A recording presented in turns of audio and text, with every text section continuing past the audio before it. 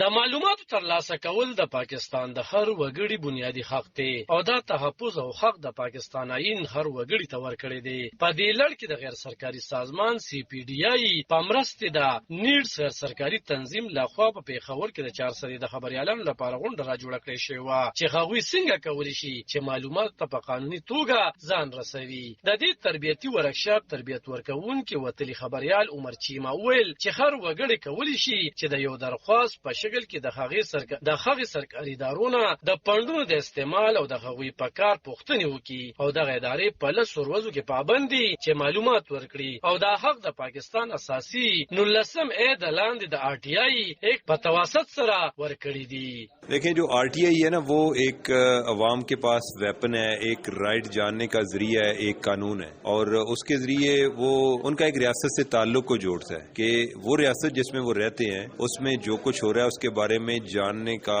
حق ہے. یعنی اور قانون جو ہے ان کو وہ فارملائز کرتا ہے اس حق کو کہ آپ اس کو استعمال کرتے ہوئے آپ جو بھی انفارمیشن لینا چاہتے ہیں آپ جان سکتے ہیں کہ آپ کے علاقے میں ڈیولپمنٹ کا کام ٹھیک ہو رہا ہے نہیں ہو رہا, باقی جو اور ایشوز ہیں پولیس کیسا کام کر رہی ہے, باقی جو آپ کے متعلقہ ایشو ہیں یا جو آپ سے متعلقہ نہیں ہے لیکن اوورآل ریاست کے متعلقہ ہیں آپ ان کے بارے میں جان سکتے ہیں. اور یہ اس سے آپ کو ایک مستند انفارمیشن ملتی ہے, وہ عوام کے لیے بھی بڑا امپارٹنٹ ہے اور وہ جرنلسٹ ہیں ان کے لیے اور زیادہ امپارٹنٹ ہے. باقی یہ ہے کہ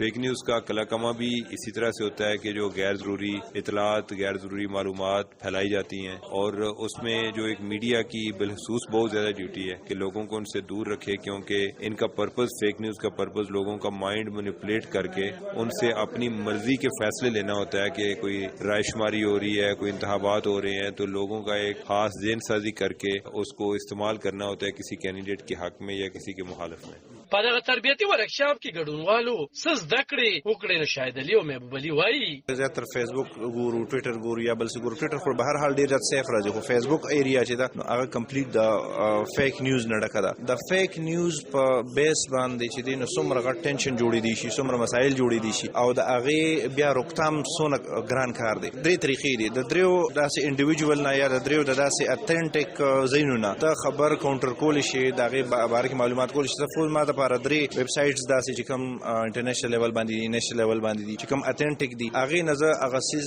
فعال نیوز چې دی هغه کنفرم کولی شم. چې کوم سینیر صحافیان دي د هغې نه زه کنفرم کولی شم. د هغې نه پس چې دی نو بیا هغه خبر ما له مخکې فارورډ کول پکار دی, شیر کول پکار دی, بجای د دې چې زه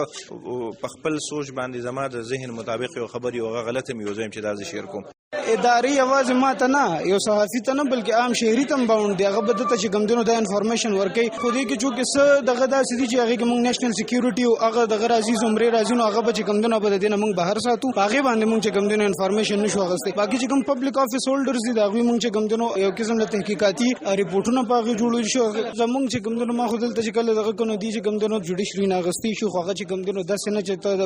فیصلې او په هغې باندې دغه دا فیصله تاسو څنګه وکړه, ته د هغې رپورټس وغیره اخیستی شي, هغې کې برتیانې څنګه شوي دي یا د ټولې صوبایي سیکرټریټس دي دغه شان چې کوم وفاقي دغه نه ادارو نه موږ چې کوم انفارمیشن د آر ټی آی ایکټ مطابق خو چېرې یوه اداره په 10 ورځو کې معلومات ورنه کړي نو درخواست کوونکي به د آر ټی آی کمیشن ته ځي او بیا د کمیشن ذمهواري ده چې د متعلقه محکمې نه وګړي لپاره معلومات واخلي. علب خان شیرپو, دلبر نیوز, 400 د معلوماتو ترلاسه